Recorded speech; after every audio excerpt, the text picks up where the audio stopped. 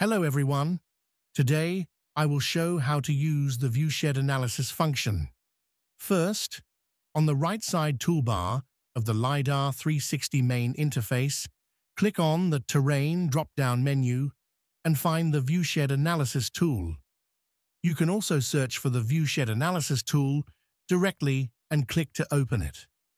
In the pop-up window, start by selecting the DEM file you want to analyze.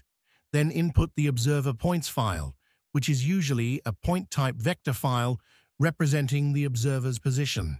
Next, set the observer height, the radius of the Viewshed analysis, and the target height. If you select the option to use curvature, the calculation will take the Earth's curvature into account. After that, configure the remaining parameters as needed. Once all settings are complete, choose the output path and finally click the OK button to complete the Viewshed analysis. In the result, the area marked with the pink color represents the viewshed, indicating the height that is visible to the observer. That's the entire process of using the Viewshed analysis function. Thank you for watching.